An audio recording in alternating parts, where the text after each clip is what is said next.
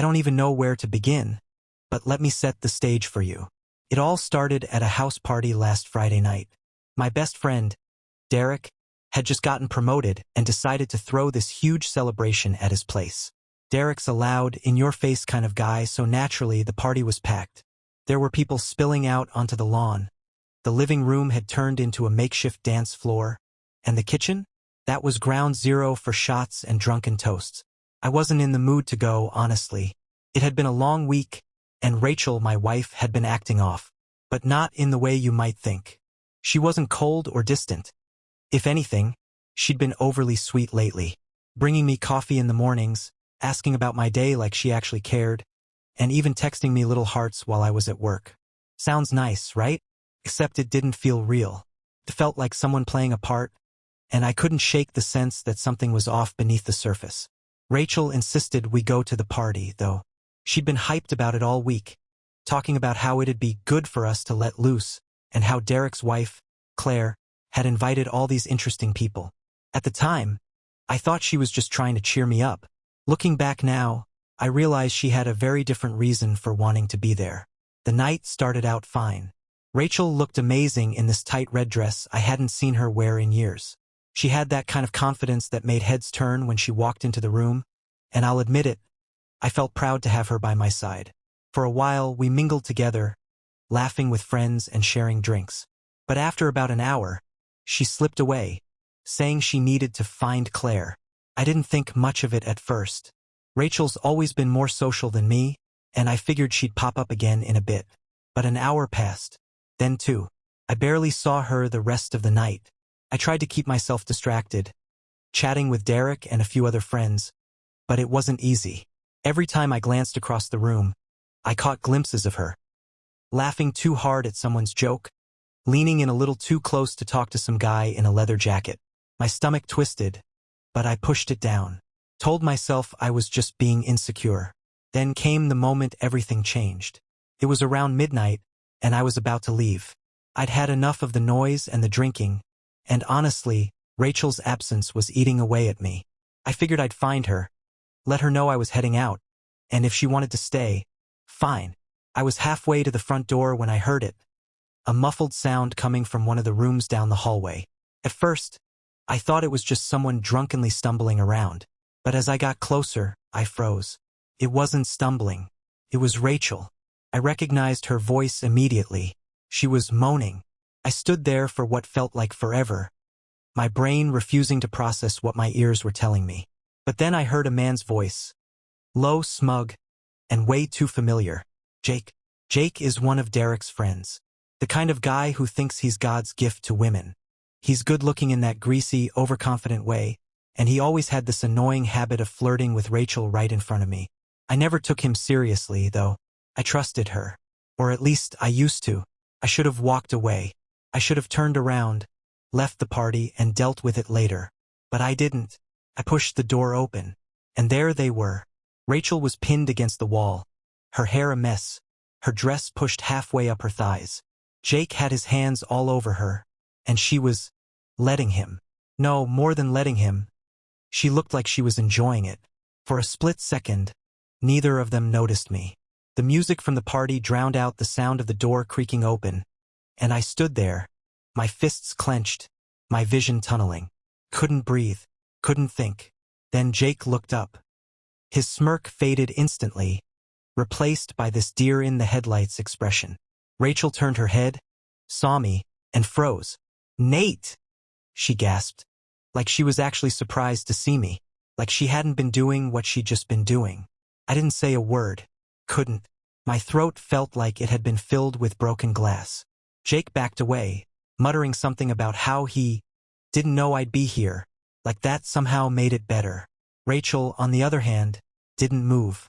She just stood there, her face pale, her eyes wide, and for the first time in our entire marriage, she looked like a stranger to me. Care to explain? I finally managed to choke out. Her response? It's not what it looks like. I almost laughed. Almost. Because if it wasn't what it looked like, then what the hell was it? The silence that followed her excuse was deafening. Rachel was still standing there, disheveled, with her dress wrinkled and her lipstick smudged.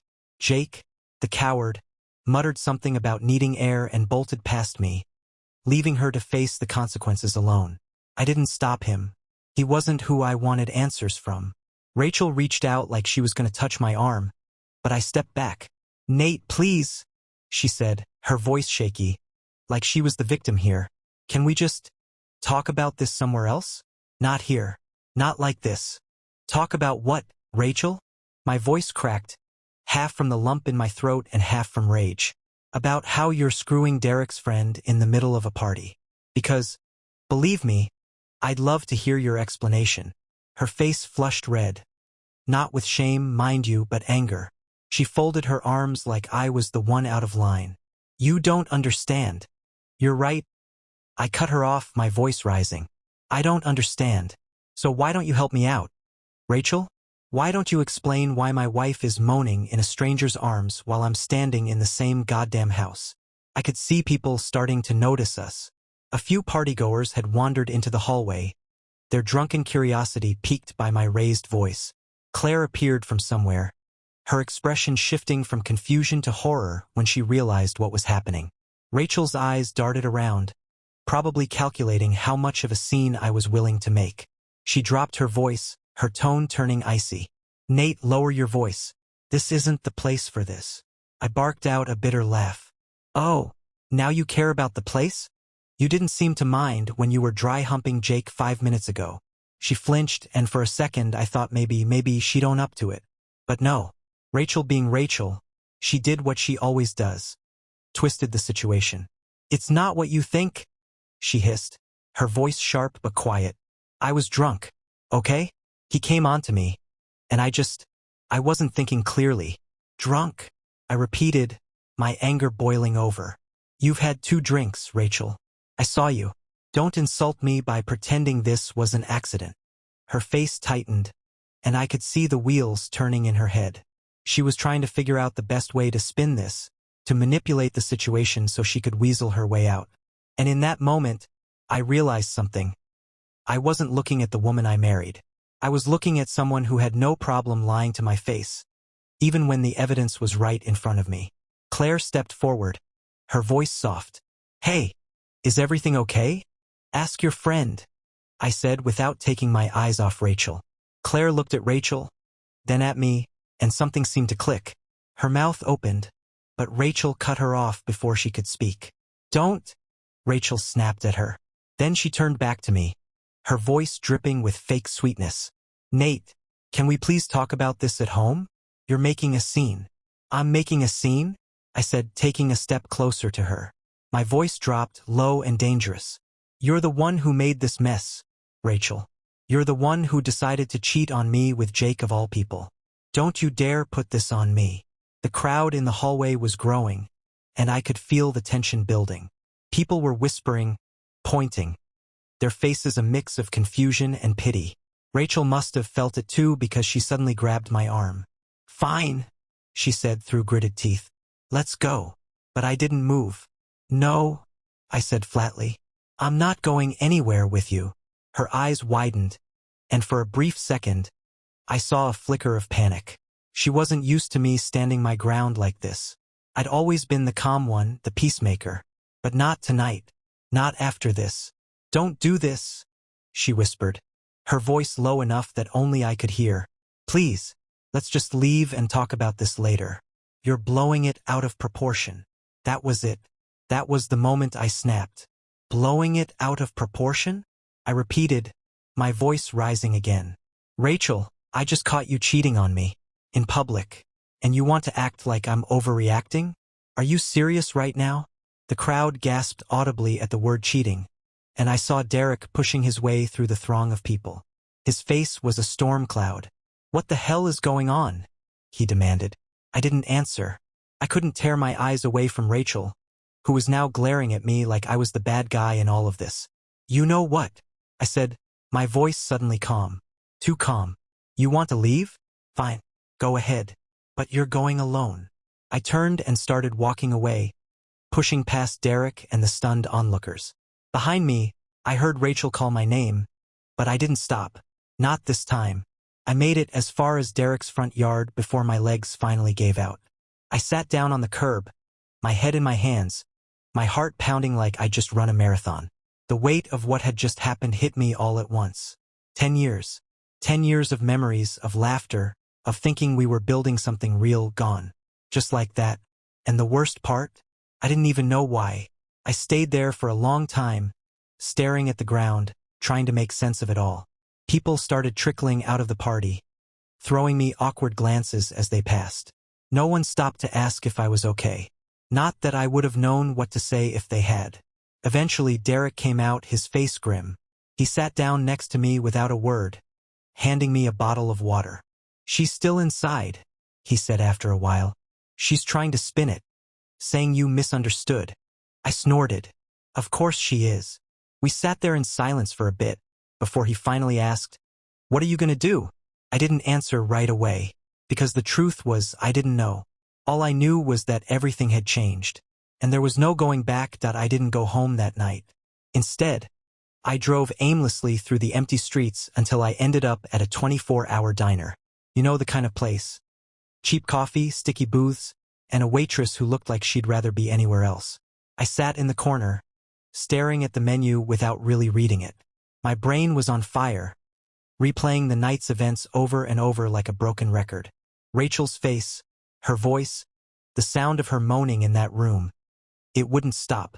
Eventually, the waitress came over, snapping her gum. "You gonna order, hun?" I shook my head. "Just coffee." She poured me a cup and left without another word. I just sat there, staring into the black liquid, trying to figure out what the hell I was supposed to do next.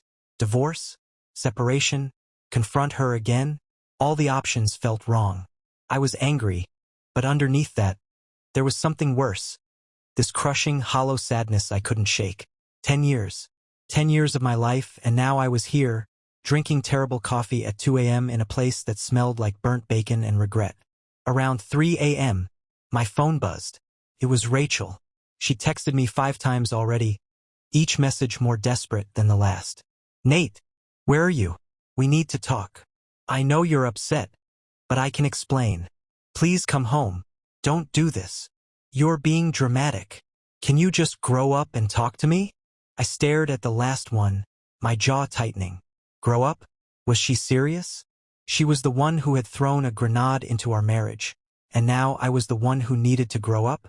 The audacity of it almost made me laugh. The texts didn't stop. A few minutes later, my phone rang. "Rachel." I let it buzz until it stopped, then set my phone down on the table like it might bite me. A minute later, Derek called. I picked up this time. "What?" I asked, my voice flat. "Where are you?" he asked. His voice was calmer than I expected, but I could tell he was treading carefully. "Rachel's been calling me non-stop, asking if I've seen you." "Let her call," I said. "I'm not going home tonight." "Yeah, I figured." "Listen." He hesitated, like he wasn't sure how to say what he wanted to say. She's not taking this well, man. She's telling people it's not what it looked like, that Jake got too drunk and came on to her." I almost dropped the phone. "She's what?" "I know. I don't believe it either, but she's trying to save face. She told Claire that you misinterpreted the situation, that you've been distant lately and insecure." "Insecure?" I said, my voice rising. "She's really trying to blame me for this?" "I'm just telling you what she's saying," Derek replied. "Jake's gone, by the way. He slipped out right after you left." "Coward." "Of course he did," I muttered, running a hand through my hair. "What about Claire? Does she believe her?" There was a pause. "Claire's torn," Derek admitted. "She says Rachel's been acting weird for weeks, but she doesn't want to jump to conclusions. She's trying to stay neutral." Neutral? What a joke.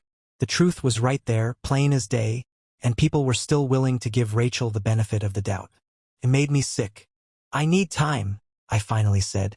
"I can't go back there right now." Derek didn't push me. "All right, man. Just don't do anything stupid. Okay? Let me know if you need anything."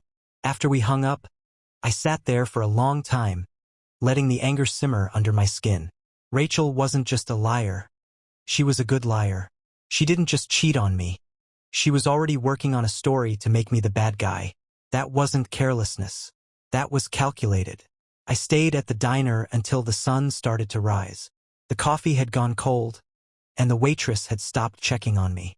Eventually, I left a few crumpled bills on the table and walked out into the cold morning air.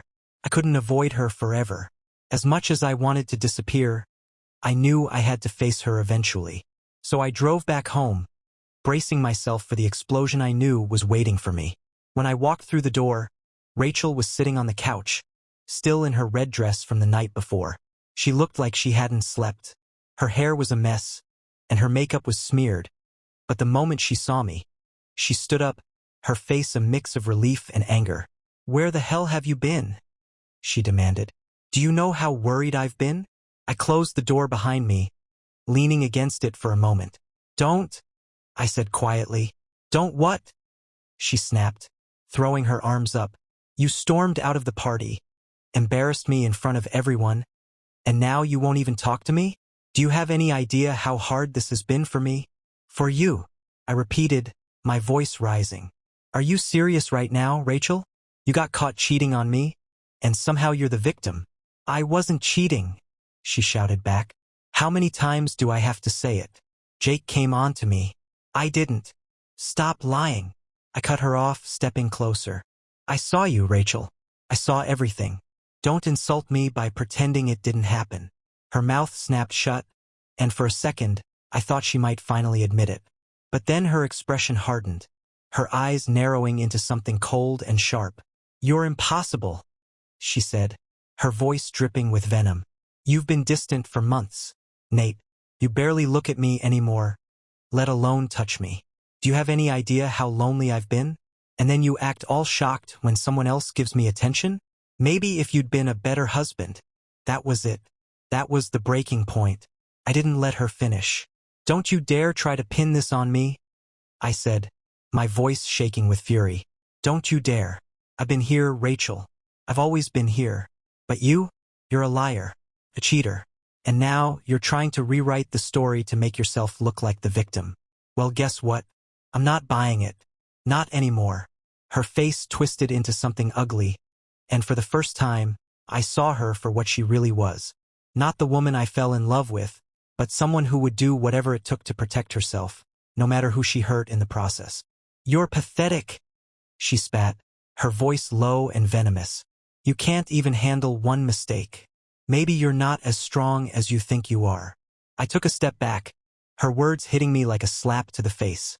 I felt the anger drain out of me, replaced by something colder, something final. "You're right," I said quietly. "I can't handle this.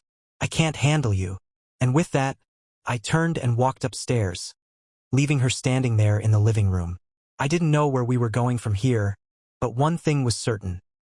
The person I thought I knew, the person I'd built my life with, was gone. And I wasn't sure I'd ever be able to find her again. The house was eerily quiet the next morning. It wasn't the kind of peaceful silence you appreciate, though. It was heavy, suffocating.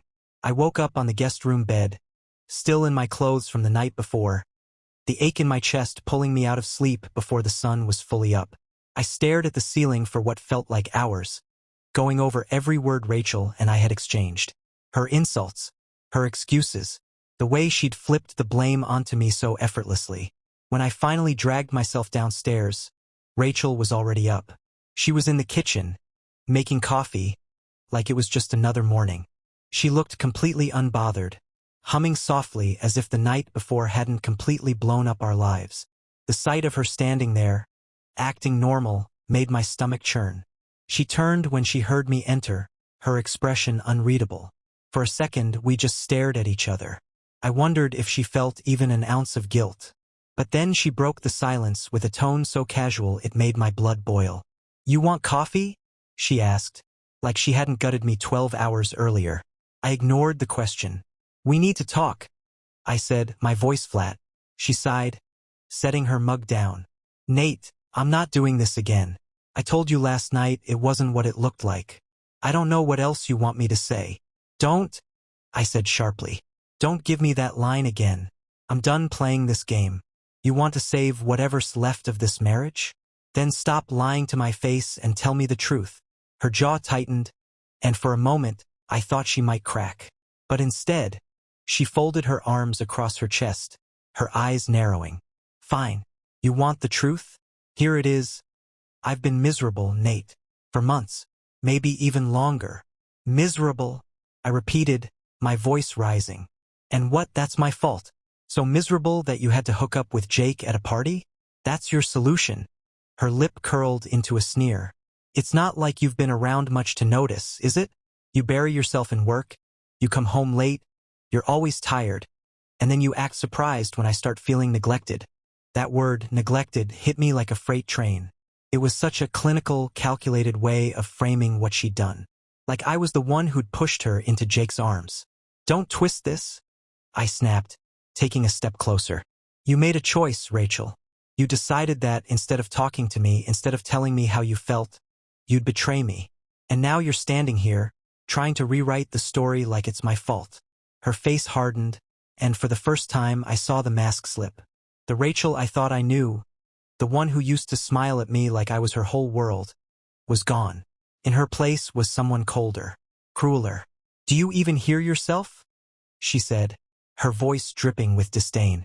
You're so high and mighty, Nate, so righteous, like you've never made a mistake in your life. But newsflash, this marriage didn't fall apart overnight. You let it die long before Jake ever came into the picture. I stared at her, stunned. I'd prepared myself for lies, for excuses, even for a tearful apology I wouldn't believe. But this was something else. This was her rewriting history, burning everything we'd built together to the ground and blaming me for handing her the matches. Unbelievable, I muttered, running a hand through my hair. You really don't feel guilty at all, do you? She rolled her eyes. Oh, please, I'm not the only one at fault here. You're not exactly husband of the year, Nate. Maybe if you spent less time at work and more time paying attention to your wife, we wouldn't be having this conversation.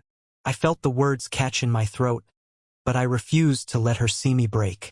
I wouldn't give her the satisfaction. You know what? I'm done. I'm not standing here, letting you twist the knife any further. I turned to leave, but her voice stopped me cold. Nate, she said, and for the first time, her tone wasn't angry or defensive. It was calm, calculating. If you walk away from this, we're done. And I'm not just talking about us. I'll make sure you regret it. I froze, my hand on the banister. Slowly, I turned back to face her. What the hell is that supposed to mean? She shrugged, leaning against the counter like she had all the time in the world. It means you don't want to make me your enemy. You think I won't fight back if you try to leave? Go ahead, Nate. Try. I'll take everything. Her words hit me like a punch to the gut. Rachel had always been strong-willed. But this was pure venom. It wasn't just a threat.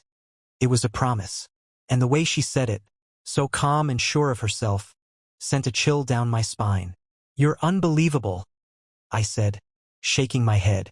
You're seriously going to try to blackmail me now? After everything you've done? She didn't answer. She just picked up her coffee cup, took a slow sip, and smiled. And that's when it hit me. Rachel wasn't sorry.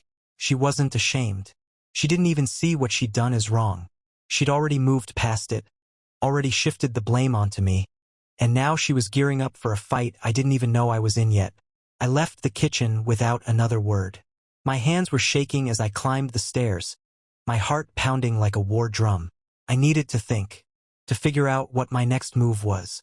When I got to the bedroom, I grabbed my laptop and started searching for divorce lawyers. I wasn't ready to pull the trigger yet. I wasn't even sure what I wanted to do, but I needed to be prepared. Rachel might have been playing a game, but I wasn't about to sit back and let her win. As I sat there, staring at the list of lawyers on the screen, my phone buzzed again. Another text from Rachel. I hope you're ready for the consequences if you decide to leave. I read the message twice, my stomach twisting into knots. The woman I married was gone. In her place was someone who wouldn't just cheat and lie. She'd destroy everything in her path to protect herself. And if I wasn't careful, I'd be next. The next few days were a delicate balancing act, like walking a tightrope over a pit filled with broken glass. Rachel and I barely spoke. The house was unnervingly quiet, save for the sound of her passive-aggressive sighs every time I walked past her. She didn't press me again, not outright, but I could feel her watching me, calculating. It wasn't a truce, it was the pause before the next shot was fired. Meanwhile, I started making moves. Quietly, carefully.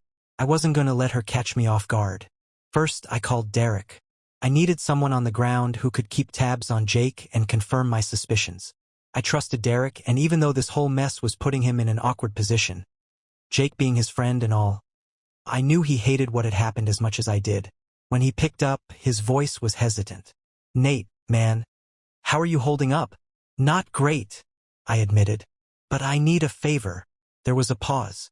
"If this is about Jake." "It is," I interrupted. "I need to know if he's still talking to Rachel, if she's trying to cover her tracks with him or, I don't know, spin another lie. Can you keep your ear to the ground? See if he says anything to anyone." Derek sighed. "Yeah, I can do that. But Nate, you should know. Jake's already been bragging." I gripped the phone tighter. "Bragging?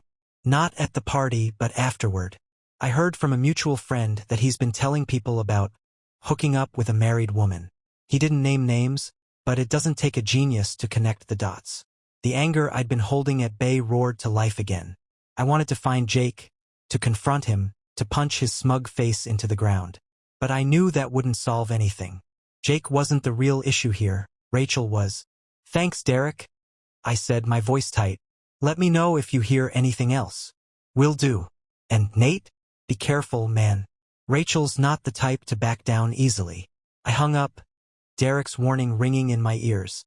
That night, Rachel tried a different tactic.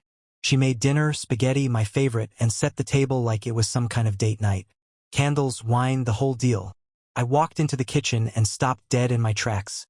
The smell of garlic and marinara sauce hitting me like a punch to the gut. "What is this?" I asked, my tone flat. She turned from the stove, a practiced smile on her face. "I thought we could have a nice dinner, talk things through, like adults." I wanted to laugh, but it came out as a scoff instead. "Talk things through? Now you want to talk?" Her smile faltered, but she recovered quickly. "Look, I know I messed up.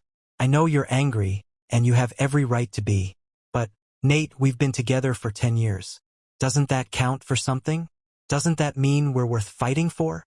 The way she said it, so calm and measured, made me want to believe her. For a moment, I almost did. But then I remembered her words from a few nights ago. "Maybe if you'd been a better husband." And the fury bubbled up again.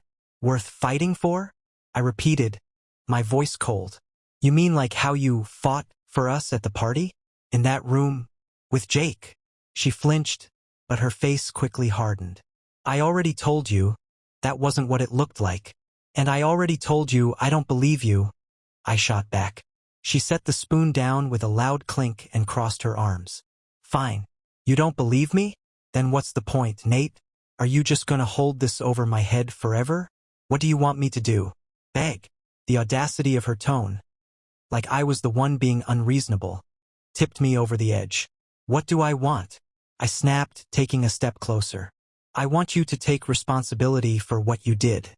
I want you to stop lying, stop manipulating, and stop pretending that this is somehow my fault. But you can't, can you? Because that would mean admitting you're not the perfect wife you pretend to be." Her eyes flashed with anger, and for a moment, I thought she might finally explode. But instead, she turned away, grabbing the wine bottle off the counter and pouring herself a glass. "You're impossible," she muttered, more to herself than to me. "Yeah," I said, my voice dripping with sarcasm. "Well, I learned from the best." She didn't respond. She just sipped her wine, her eyes staring straight ahead like I wasn't even there. I left the kitchen and went upstairs, slamming the door to the guest room behind me. My hands were shaking, my heart racing. The anger was so overwhelming it was almost physical, like a weight pressing down on my chest. But beneath the anger was something worse. A hollow ache. A sickening sense of betrayal that no amount of yelling could fix. I couldn't keep living like this. Something had to give. The next morning, I took another step. I called a divorce lawyer. Her name was Jennifer, and she came highly recommended by a colleague at work who'd gone through a messy split last year. When I explained the situation, she didn't seem surprised. "Unfortunately, I've seen this kind of behavior before," she said, her tone professional but sympathetic. Cheaters who refuse to take responsibility often double down, especially when they feel cornered. They'll blame the spouse, rewrite history, even try to turn friends and family against you. That's exactly what she's doing, I said, pacing my office. She's already trying to make me out to be the bad guy. She's been telling people I've been distant and that I overreacted at the party. Jennifer sighed. That's standard. It's called Darvo, deny, attack, reverse victim and offender. She's trying to make herself the victim and paint you as the aggressor. It's a classic tactic. I stopped pacing, the weight of her words settling on me. Darvo. There was a word for what Rachel was doing, a playbook she was following. What do? I asked. For now, gather evidence, Jennifer said. Document everything. Texts, emails, anything that shows her behavior. And don't confront her anymore. It'll only give her more ammunition to use against you later. It wasn't what I wanted to hear. I wanted to do something, to fight back, to make her face the consequences of what she'd done. But Jennifer was right. This wasn't just a marriage falling apart anymore. This was a battle. And if I wanted to come out of it with any semblance of my life intact, I had to be smart. That night, Rachel tried again. She knocked on the guest room door, her voice soft and hesitant. Nate, can we talk? I didn't answer. Couldn't. Because the truth was, I didn't trust myself to stay calm anymore. After a few moments, I heard her sigh. Fine. Be that way. But this isn't over. Her footsteps retreated down the hall, and I felt a chill run through me. She was right. It wasn't over. It was just beginning. That I didn't hear from Rachel the entire next day, and for a brief moment, I let myself believe that she'd finally given up. Given up on pretending, on spinning lies, on trying to control the narrative. I worked from home, kept my head down, and focused on the logistics of what was coming next. But deep down, I knew Rachel wasn't the type to just let things go. And sure enough, when I came downstairs that evening, she was waiting for me in the living room. She wasn't pacing or fuming like I'd half expected. No, she was sitting calmly on the couch, her legs crossed, a glass of red wine in her hand.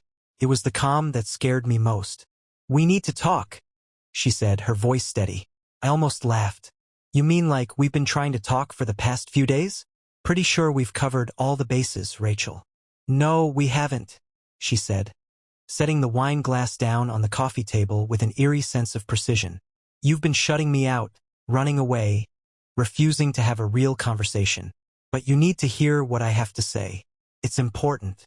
I leaned against the doorframe, crossing my arms. Fine. Go ahead. Let's hear it. She took a deep breath, and for a second, I thought she might actually apologize, might finally admit to what she'd done. But then she looked up at me, her eyes sharp and calculating, and I knew whatever she was about to say wasn't for my benefit. It was for hers. I've been thinking, she started, her tone carefully measured. And I realized that maybe we both made mistakes in this marriage. I didn't say anything. I just stared at her, waiting for the trap. I'm not saying I'm perfect, she continued, her voice softening just enough to sound sincere. But neither are you, Nate. And I think deep down you know that. I felt so alone for so long. You've been distant, unavailable, and honestly neglectful. And when I tried to talk to you about it, you brushed me off. There it was. The blame. The Darvo. I took a slow, steadying breath. So, let me get this straight. You're saying that because I worked long hours to keep this house running, because I didn't spend enough time stroking your ego, you felt justified in what you did? That's your argument. Her lips tightened, just for a second, before she replaced the expression with something more vulnerable. It was almost impressive how quickly she could shift gears. I'm not saying it was justified. I'm saying I was vulnerable, and Jake took advantage of that. I barked out a bitter laugh. Vulnerable? Rachel, I walked in on you with him. You didn't look very vulnerable to me. She flinched, but only slightly. I made a mistake, she said, her voice quiet. A terrible mistake. But I don't want to throw away everything we've built because of one moment of weakness. And there it was again, that expertly crafted tone, equal parts regret and resolve, designed to make me question myself. To make me think maybe, just maybe, I was overreacting.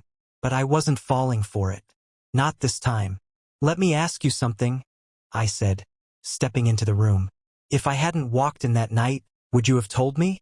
Or would you have let me keep living in the dark while you carried on your little game? Her eyes flickered, just for a moment, but it was enough. She hesitated too long, and the truth was written all over her face. That's what I thought, I said, my voice cold. Her mask slipped then, just a little. You're not being fair, she said, her tone sharper now. I'm trying to fix this, and you're just... Fix this? I interrupted, my voice rising. You think you can fix this by rewriting history? By blaming me? Rachel, I don't even know who you are anymore. Her face hardened, and I saw the flash of anger in her eyes. The vulnerable act was gone, replaced by something colder. Fine, she said, her voice clipped.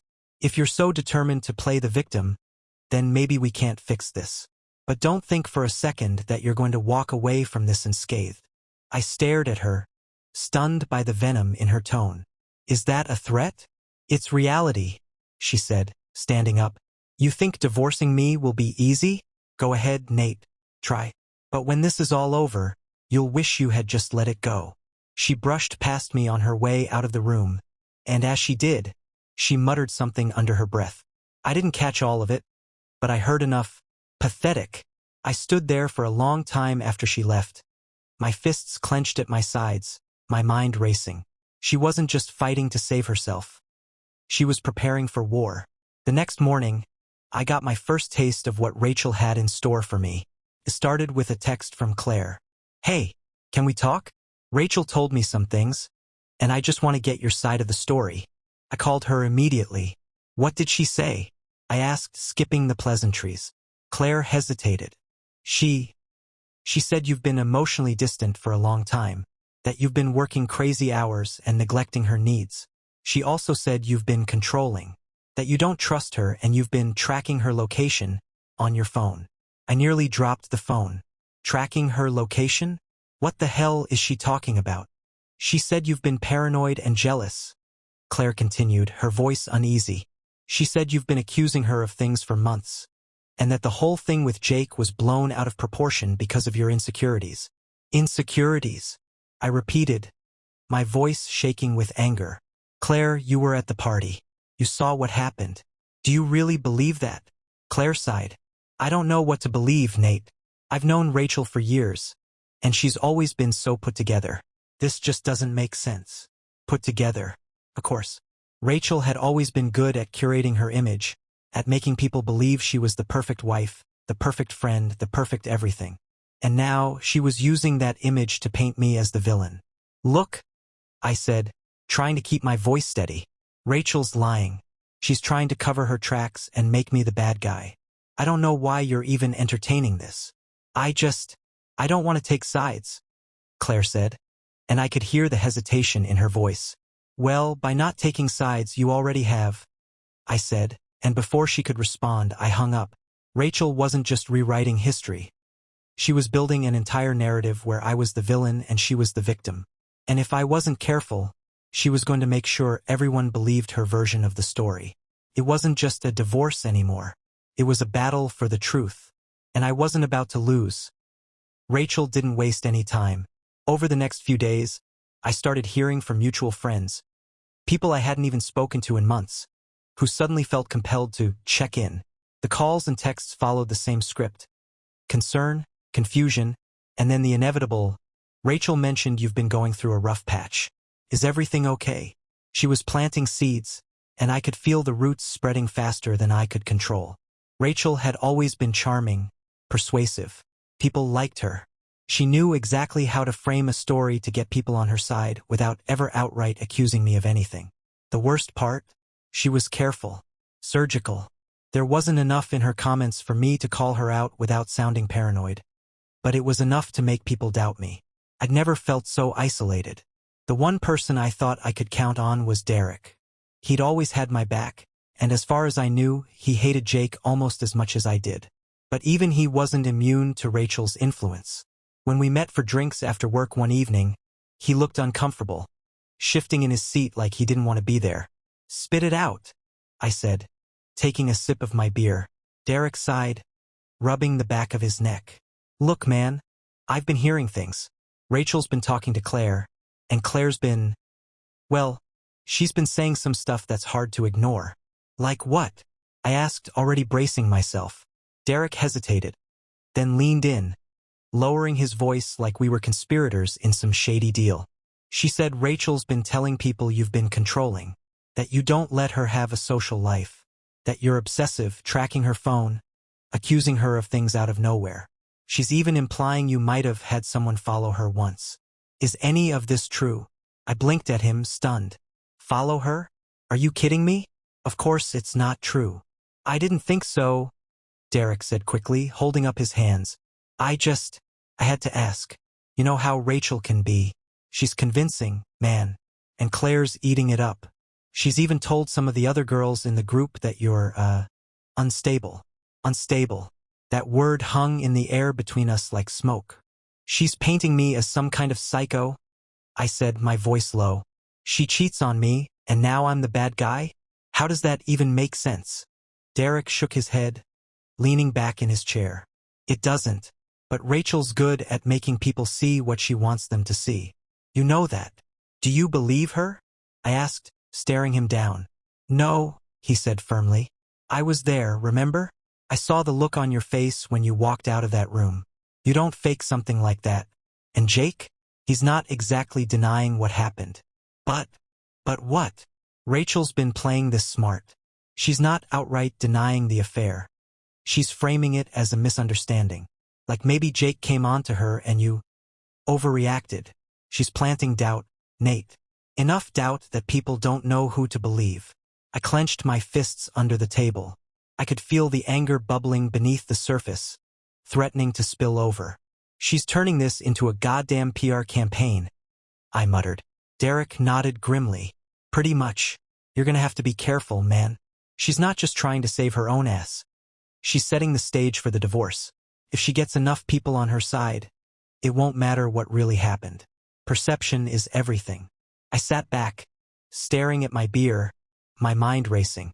Rachel wasn't just fighting dirty. She was playing the long game. She didn't just want to win. She wanted to burn me to the ground in the process. But the thing about Rachel, she was good at lying, but she wasn't perfect. She'd slip up eventually, and when she did, I'd be ready. That slip came sooner than I expected. 2 nights later, I was sitting in the guest room, scrolling through old photos on my phone. I don't even know why I was doing it. Maybe some masochistic part of me wanted to remember what it felt like to love her. But as I flipped through the pictures, I stumbled across something I hadn't seen before. A screenshot of a text conversation. It wasn't mine. The image was blurry, like it had been taken in a rush, but I could still make out the messages. It was a conversation between Rachel and someone listed in her phone as J. Tonight. Rachel, not sure. Nate's been suspicious. I'll let you know. J. Don't keep me waiting, winky face. Rachel, you'll survive. Be patient. My heart stopped. This wasn't a mistake. It wasn't something innocent I'd misinterpreted. It was proof. Concrete, undeniable proof that Rachel had been sneaking around with Jake, and that she'd been lying to my face the entire time. But the question was, how did I get this screenshot? I didn't take it, and Rachel sure as hell wouldn't have sent it to me. I stared at the image for a long time, my mind racing. Then it hit me. Claire. Claire and Rachel had been close, but they'd had their share of spats over the years. And if anyone had access to Rachel's phone, even for a few seconds, it was Claire. She must have taken the screenshot and sent it to me without saying anything, either out of guilt or some twisted sense of loyalty to both sides. I didn't know her motivations, and I didn't care. All I cared about was the truth staring back at me from my phone screen. I saved the image to a secure folder, then sent it to my email for good measure. This was my ace, my leverage, and if Rachel thought she could spin this story to her advantage, she was in for a rude awakening. The next morning, Rachel tried again to play the perfect wife. She greeted me in the kitchen with a bright smile, a cup of coffee already waiting for me on the counter.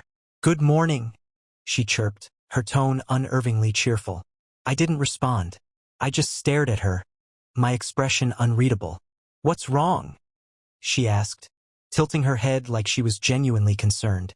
I took a sip of the coffee, set the mug down, and leaned against the counter. You're really committed to this act, aren't you? Her smile faltered. What are you talking about? I pulled out my phone, opened the screenshot, and slid it across the counter to her. Her face went pale. Care to explain? I asked, my voice icy. She stared at the screen, her mouth opening and closing like a fish gasping for air. For the first time in days, she looked genuinely caught off guard. I don't know where you got this, she stammered, her voice shaking. Oh, I think you do, I said, crossing my arms. And before you try to spin another lie, let me make one thing clear. I'm done playing games, Rachel. You wanted a war? You've got one.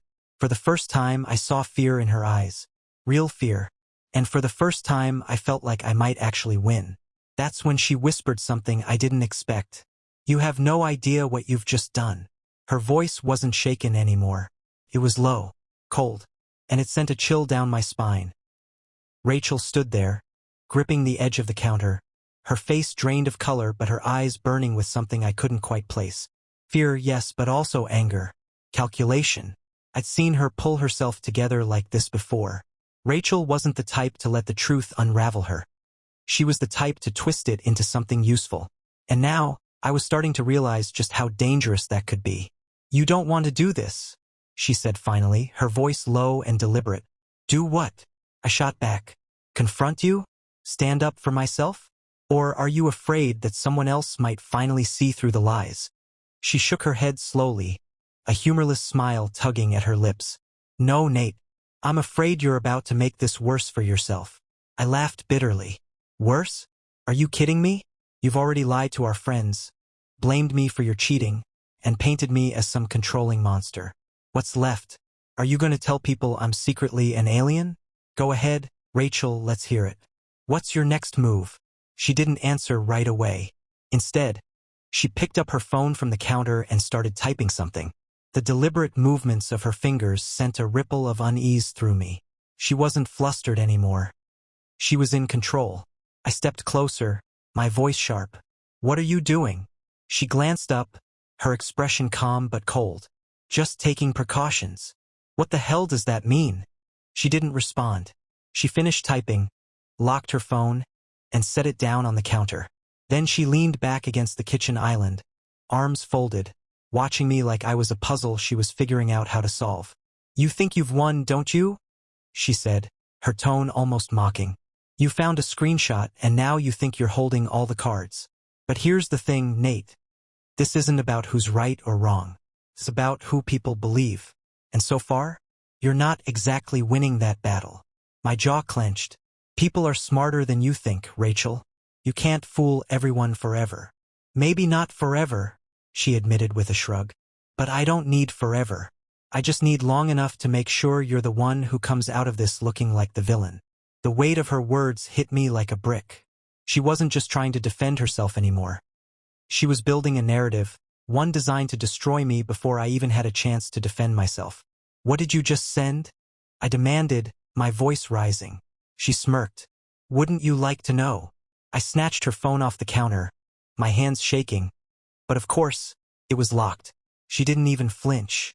You're not going to find anything on there, she said lightly. I'm not stupid, Nate. I've been covering my tracks since this whole thing started. My head was spinning. This wasn't a fight anymore. It was a chess game and she was already 5 moves ahead. Couldn't let her rattle me. I've got the truth on my side, I said, forcing myself to sound confident. And I've got proof. That screenshot is just the beginning. Do you really think your little stories are going to hold up when people see the receipts? Her expression darkened, her smirk fading. Proof doesn't matter as much as you think it does. People believe what they want to believe, and I've already given them a story that makes sense. You, on the other hand, she tilted her head, her eyes narrowing. You're just a guy with anger issues and a vendetta. I felt like the floor was tilting beneath me. You're insane, I said quietly. No, she replied, stepping closer. I'm practical. I know how the world works. People don't care about facts. They care about the story that makes them feel good about themselves. And right now, my story is a lot more appealing than yours.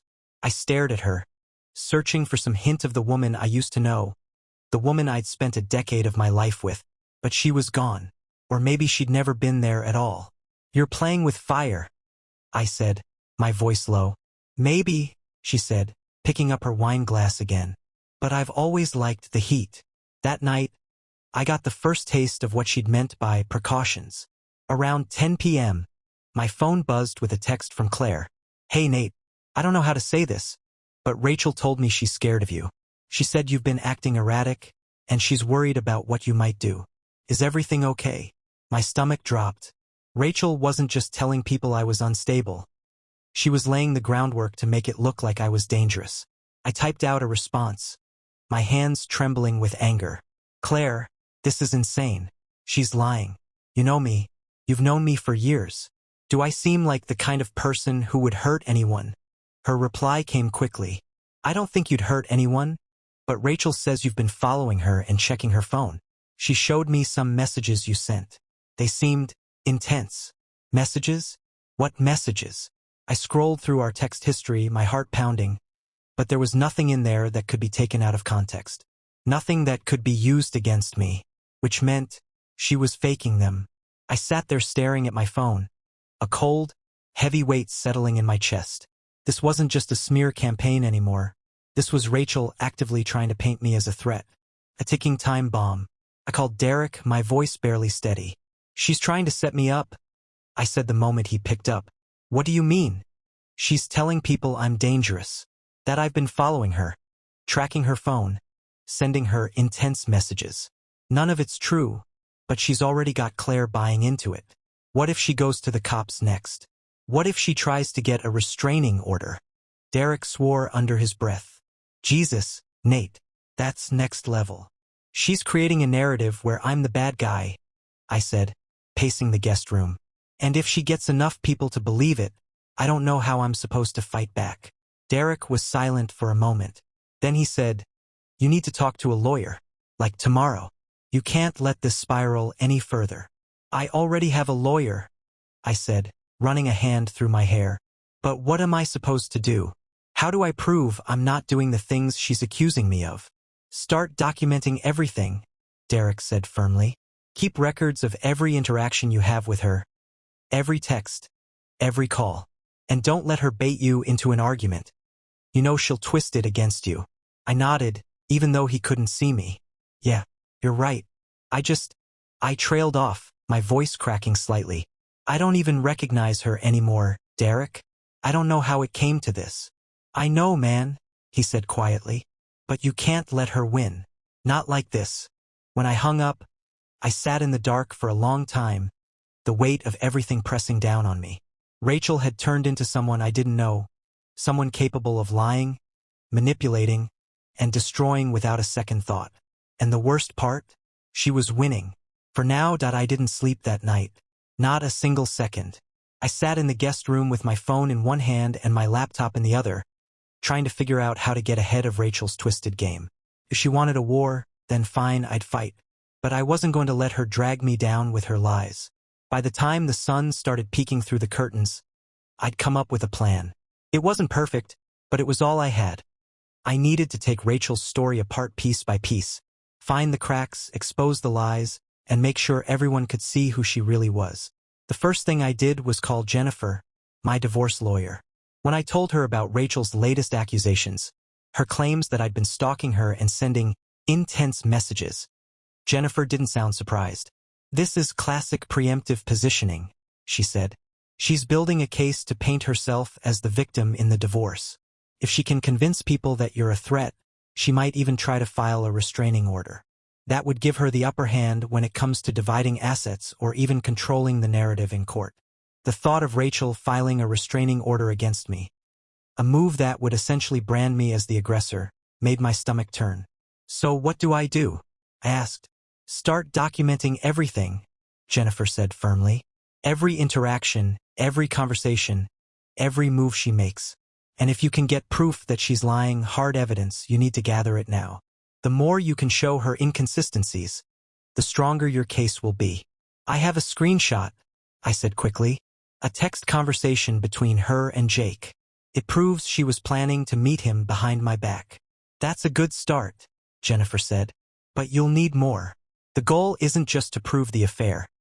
It's to prove that she's manipulating the situation to make you look bad. I hung up the phone feeling both determined and sick to my stomach. This wasn't just a divorce anymore. It was a full-scale battle for control, and Rachel was already 3 steps ahead. But she wasn't untouchable. Nobody is. The first crack in Rachel's story came later that afternoon. Derek called me out of the blue, his voice tense. "Nate, you're not going to believe this," he said. "What now?" I asked, already bracing myself. "It's Jake," he said. "He's been bragging again. Apparently, he got drunk last night and told one of the guys that Rachel's been helping him cover his tracks." My heart skipped a beat. What does that mean? It means Rachel's not just spinning stories to save herself. She's actively working with Jake to make sure neither of them takes the fall. He said she's been texting him, making sure their stories line up. Apparently, she even told him to stay out of town for a while, just to avoid stirring the pot. I gripped the phone so tightly my knuckles turned white. "Are you serious? Do you have proof?" "Not yet," Derek admitted. "But I'm working on it. I know the guy Jake was talking to. He owes me a favor. I'll see if I can get him to spill." "Do it," I said through clenched teeth. "And Derek, thanks." "Don't thank me yet," he said grimly. "This isn't over." That evening, I decided to test the waters. If Rachel was working with Jake to coordinate their lies, then I needed to see how far she was willing to go. When she came home from running errands, I was sitting at the kitchen table with my laptop open, pretending to work. She walked in with a shopping bag in one hand and her phone in the other, her face calm and composed as ever. "Long day?" I asked, keeping my tone neutral. She glanced at me, clearly surprised by my sudden civility. "Not really," she said. "Just needed some fresh air." I nodded, pretending to be disinterested. "Ran into Derek earlier," I said casually. "He mentioned something interesting." Her posture stiffened ever so slightly. "Oh? What's that?" "Just something about Jake," I said, watching her closely. "Apparently, he's been talking to some of the guys about what happened at the party." "You wouldn't know anything about that, would you?" Her eyes flickered, just for a second, before she forced a laugh. "I haven't talked to Jake since the party," she said, her tone light. "Why would I?" I leaned back in my chair, my heart pounding. "I don't know. Maybe to make sure your stories match up." Her smile faltered. "What are you talking about?" I didn't answer. I just stared at her, letting the silence stretch between us. And for the first time, I saw something crack in her perfect facade. It wasn't much, just a flicker of uncertainty in her eyes, but it was enough to tell me I was on the right track. "You're paranoid," she said finally, her voice tight. "This is exactly what I was talking about. You twist everything into some kind of conspiracy." No wonder I felt so suffocated. I stood up, my hands trembling with restrained anger. "You can lie to everyone else, Rachel, but you can't lie to me. I know who you are. And sooner or later, everyone else is going to know, too." She didn't respond. She just stared at me, her jaw clenched, as I walked past her and out of the room. That night, Derek came through. He called me around midnight, his voice urgent. "Nate, I got it," he said. "Got what?" I asked, sitting up in bed. "The proof. My buddy overheard Jake talking about Rachel again, and this time he recorded it. I've got the audio file." My heart was racing. "What did he say?" "Jake basically admitted that Rachel told him to lay low and not talk to anyone about the party. He even said she helped him come up with an excuse in case anyone asked. She's been running interference for him, Nate. She's not just lying. She's actively covering for him." I closed my eyes, the weight of Derek's words sinking in. This was it. The leverage I needed. The proof that Rachel wasn't just a victim in this mess. She was a co-conspirator. "Send me the file," I said. "Already did," Derek replied. "Check your email." I hung up and opened my laptop, my hands shaking as I clicked on the email. The audio file was grainy, but Jake's voice was unmistakable. "Rachel said to keep my head down for a bit. She doesn't want me making things worse. She even helped me figure out what to say if anyone asks. Honestly, I don't know why she's so stressed. Her husband's such a pushover. He'll probably just roll over and take it." My blood boiled as I listened to his smug voice, but beneath the anger, there was a flicker of something else. Hope. Rachel thought she had me cornered. She thought she could control the narrative, twist the story, and come out of this looking like the victim. But now I had something she couldn't spin, and I wasn't going to waste it. The next morning, I woke up with a clarity I hadn't felt in weeks. The audio file was still fresh in my mind, Jake's arrogant words echoing in my ears. Her husband's such a pushover. He'll probably just roll over and take it. Not this time. Rachel had spent weeks spinning her web, carefully building a narrative where she was the victim and I was the villain. But the thing about liars? They always slip up eventually. And now I had proof. Not just of her lies, but of her willingness to work with Jake to manipulate everyone around us. This was my moment to turn the tables. I spent the morning meticulously organizing everything I had. The screenshot of Rachel's text with Jake, the audio file Derek had sent me, and even the texts Rachel had sent to Claire about me being unstable. Jennifer had told me to document everything, and now I had the kind of arsenal that could blow Rachel's entire narrative to pieces. But I wasn't going to play this in private. No, Rachel had dragged our lives into the public eye by turning friends and family against me. She'd wanted an audience for her story. Now she was going to get one for mine. I waited until late afternoon to make my move. Rachel was in the living room, curled up on the couch with her laptop, scrolling through Instagram like she didn't have a care in the world. The sight of her sitting there, so calm and composed, made my skin crawl. "Rachel," I said, stepping into the room. She looked up, her expression carefully neutral. "What?" "We need to talk," I said, keeping my voice steady. She sighed, closing her laptop. "Are we really doing this again? I thought we'd moved past the whole dramatic confrontation thing." "No," I said firmly. "You thought you'd gotten away with it. There's a difference." Her eyes narrowed slightly, but she didn't respond. I reached into my pocket and pulled out my phone. "I have something you need to hear." Rachel's confidence faltered for just a moment. "What are you talking about?" I hit play. Jake's voice filled the room, tinny but unmistakable. "Rachel said to keep my head down for a bit. She doesn't want me making things worse. She even helped me figure out what to say if anyone asks. Honestly, I don't know why she's so stressed. Her husband's such a pushover. He'll probably just roll over and take it." Rachel's face drained of color. For the first time since this nightmare began, I saw genuine fear in her eyes. Where did you get that?" she stammered. I didn't answer. I just stared at her, waiting for the mask to crack. "That doesn't mean anything," she said quickly, her voice rising. "It's just Jake being an idiot. You know how he talks. He's always making stuff up." "Oh, I'm sure," I said, my tone dripping with sarcasm. "Except this lines up perfectly with the screenshot of your texts to him. You know, the ones where you told him you'd let him know when it was safe to meet up? The ones where you called me suspicious and told him to be patient." Her jaw tightened, and I could see the wheels turning in her head as she tried to find a way out. "Nate, this is ridiculous. You're blowing things way out of proportion." "Stop," I said sharply, cutting her off. "Just stop. I'm done listening to your lies, Rachel.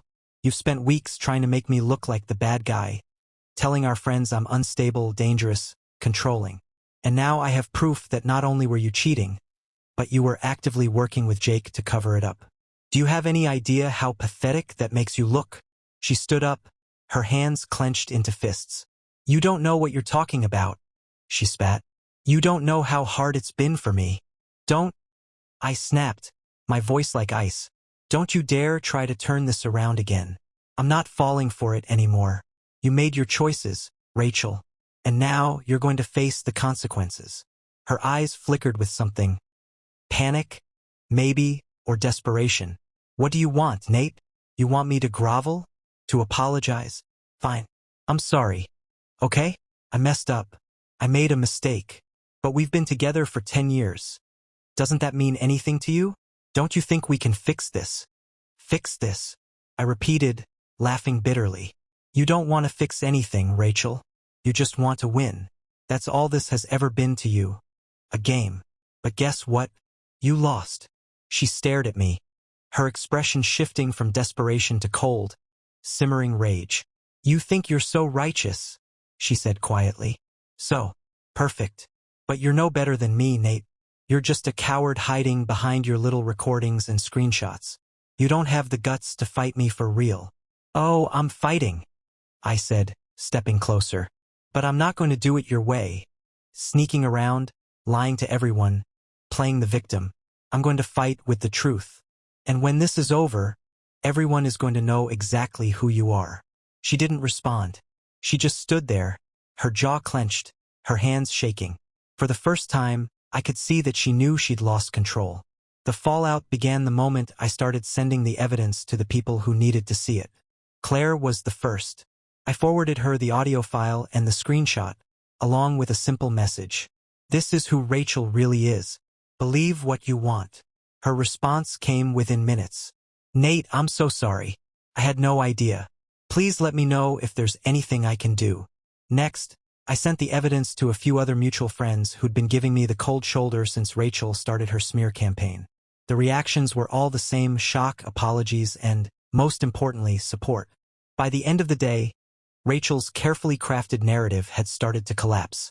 The friends she'd manipulated were turning against her. The lies she'd spun were unraveling, and the image she'd worked so hard to maintain was falling apart piece by piece. But the real moment of satisfaction came that evening, when Rachel stormed into the guest room, her face twisted with fury. "You're a bastard, you know that?" she hissed. I leaned back in my chair, crossing my arms. "And you're a liar, so I guess we're even." She glared at me, her hands trembling. "You think this is over? You think you've won? You don't know what I'm capable of, Nate." "No, Rachel," I said, standing up and meeting her gaze. "You don't know what I'm capable of. And now, you never will." Her jaw tightened, but she didn't respond. She just turned and walked out of the room, slamming the door behind her. As the sound of her footsteps faded, I sat back down, the weight of everything finally starting to lift. For the first time in weeks, I felt like I could breathe again. Rachel had underestimated me. She thought she could lie, manipulate, and control her way to victory. But in the end, the truth won. And so did I.